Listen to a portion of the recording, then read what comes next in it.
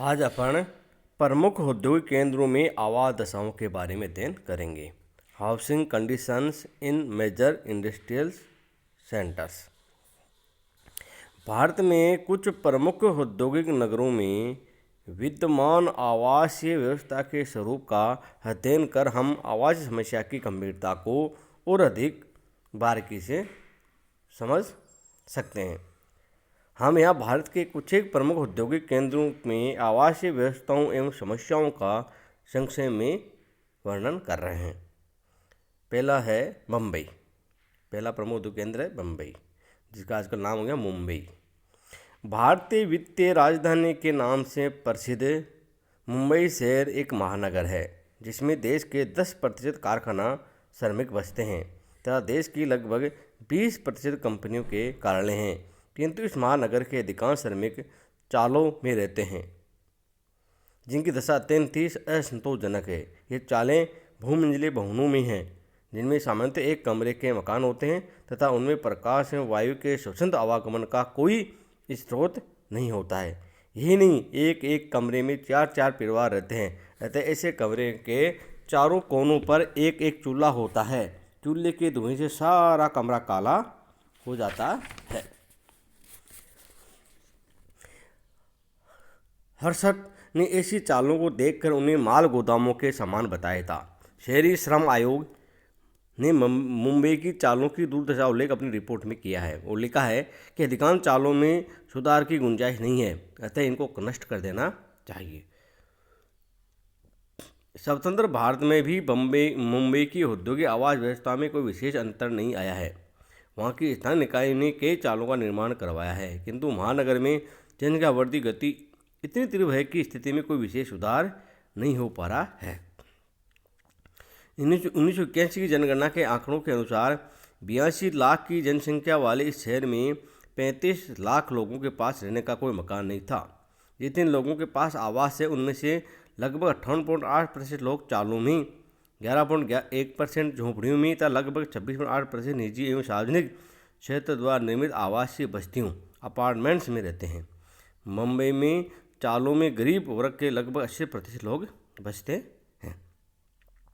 इस महानगर की जनसंख्या सन 2000 तक 2 करोड़ से ऊपर हो जाने की संभावना थी, मतलब 2 करोड़ हो गई थी, जिनमें से लगभग आधे लोगों को बिना छत के रहना पड़ सकता है। उन्हें बचाने के लिए लगभग 20 लाख मकानों की न्यूनतम आवश्यकता होगी। इनके निर्माण के लिए आवश्यक वित्त व अन्य सामग्री की व्यवस्था हो भी जावे तो भी उनके लिए आवश्यक जमीन की व्यवस्था करना तो संभव प्रतीत नहीं होता है। कोलकाता महानगर भी औद्योगिक श्रमिकों का केंद्र है। इसकी दशा भी अत्यंत दयनीय है। इस शहर में जहाँ वैभव की प्रतीक बड़ी बड़ी अट्टालिकाएं हैं, वहीं दूसरी ओर चरम गरीबी की प्रतिगंदी बस्तियां भी हैं। इनमें रहने वालों का जीवन स्तर अत्यंत ही खराब है। कोलकाता विश्व के सर्वाधिक घनी आबादी वाले शहरों में गिना जाता है। घनी आबादी वाले शहरों में गिना जाता है।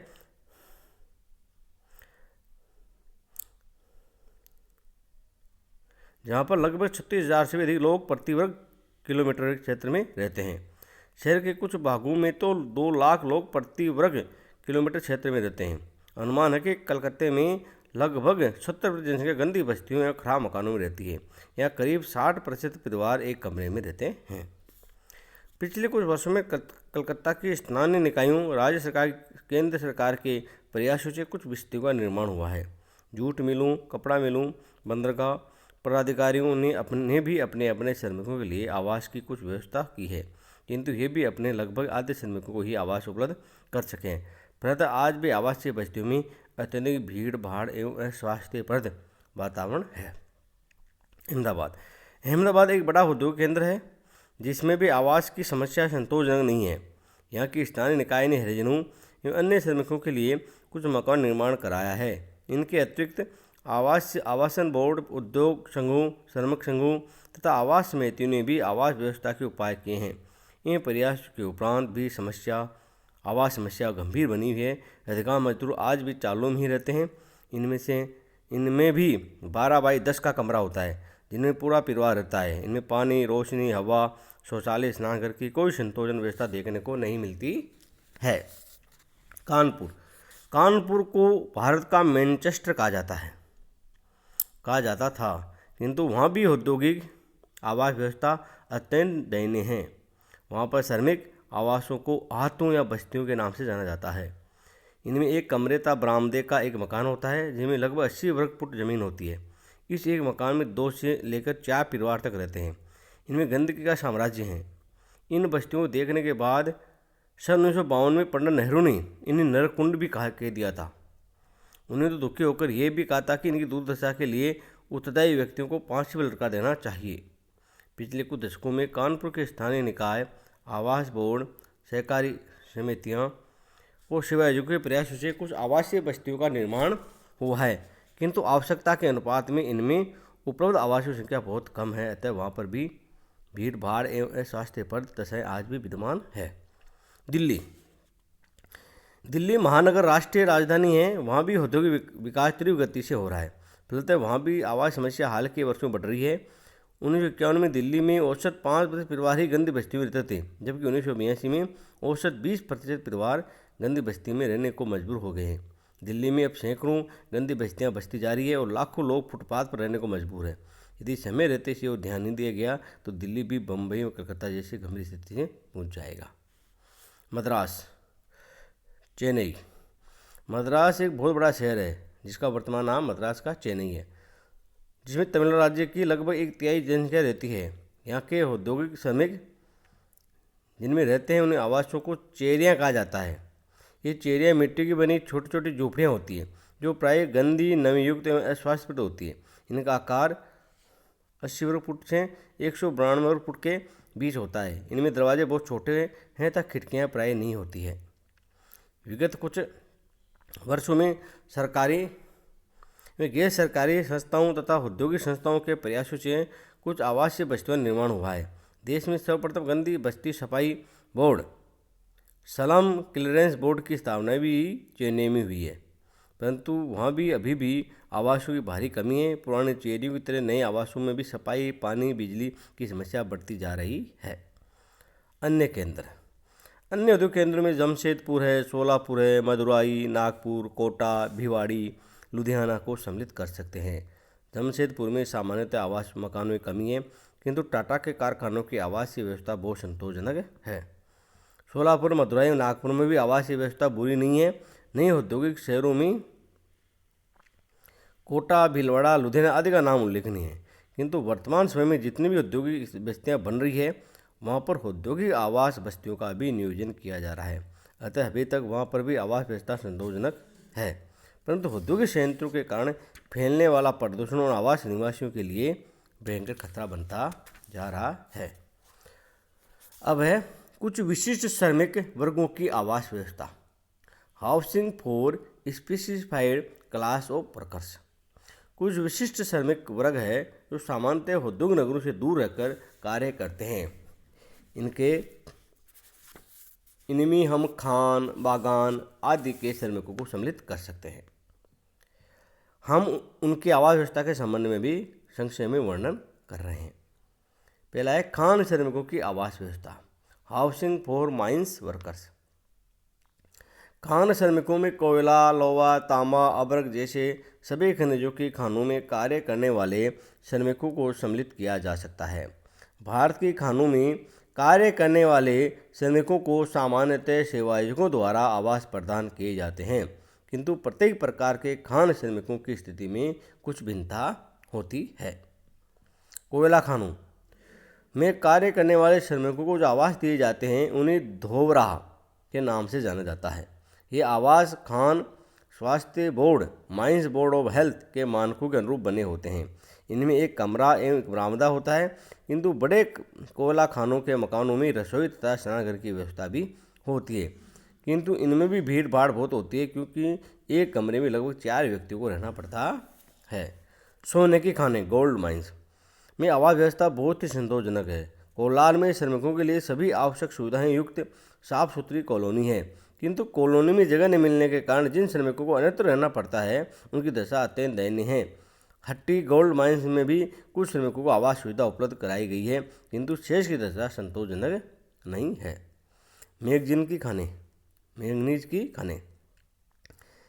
मैंगनीज और माइंस विशेषकर मध्य प्रदेश के खानों में कंपनियों ने अपने विदेशी श्रमिकों को मुफ्त आवास दिए हैं।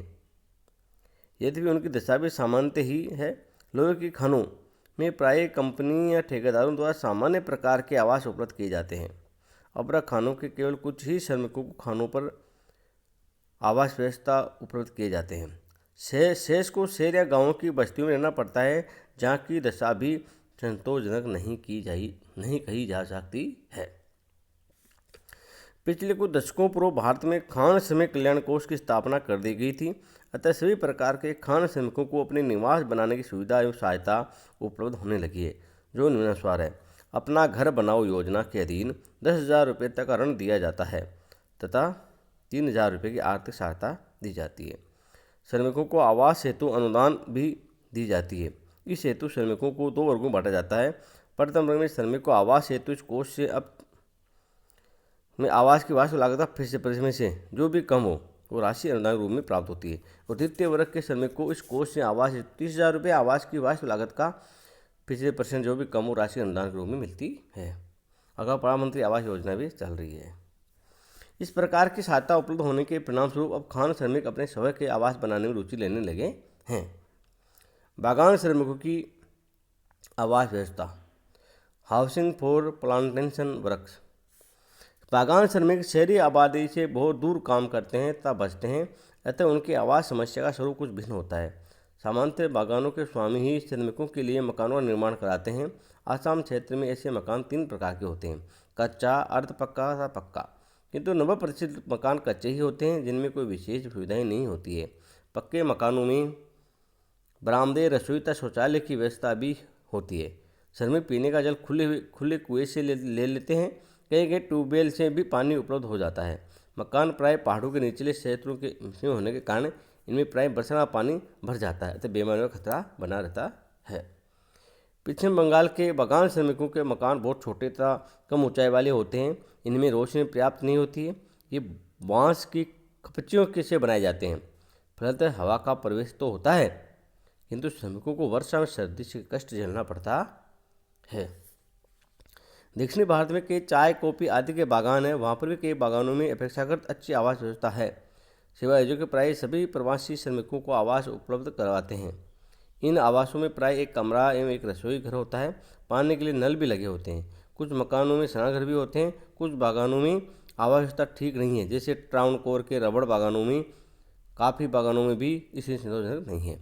बीड़ी श्रमिकों की आवास व्यवस्था, हाउसिंग फॉर बीड़ी वर्कर्स। बीड़ी श्रमिकों में से अधिकांश श्रमिक असंगठित एवं देश भर में फैले हुए हैं। उनकी संख्या तथा उनके निवास स्थान को ज्ञात करना एक कठिन कार्य है, किंतु भारत सरकार के श्रम मंत्रालय ने इस दिशा में कुछ ठोस प्रयास किए हैं। भारत के श्रम मंत्रालय ने अब तक 14 राज्यों में लगभग 13 लाख बीड़ी श्रमिकों का अनुमान लगाया है। उनमें 27 लाख से अधिक श्रमिकों को परिचय पत्र भी दे दिए गए हैं। सर्वाधिक 6 लाख से भी अधिक मध्य प्रदेश में बीड़ी श्रमिकों को पहचान पत्र दिए गए हैं। बीड़ी श्रमिकों के लिए आवास व्यवस्था उनके स्थानीय आवास स्थिति से भी प्रभावित है, किंतु सरकार ने उनके लिए कल्याण कोष की स्थापना की है। इस कोष में से बीड़ी श्रमिकों को आवास बनाने के लिए सहायता दी जाती है। अपना घर बनाओ योजना के अधीन प्रत्येक श्रमिक को 10,000 रुपये ऋण तथा 3,000 रुपये की आर्थिक सहायता दी जाती है। इसके अतिरिक्त आर्थिक रूप से कमजोर श्रमिक को 9,000 रुपये तथा आवास की लागत की 50% राशि जो भी कम हो अनुदान भी दिया जाता है।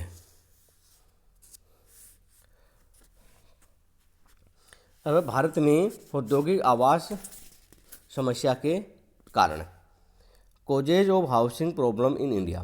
भारत में आवास समस्या के गंभीर होने के कुछ प्रमुख कारण है, जो निम्नानुसार है। पहला, जनसंख्या में तीव्र वृद्धि।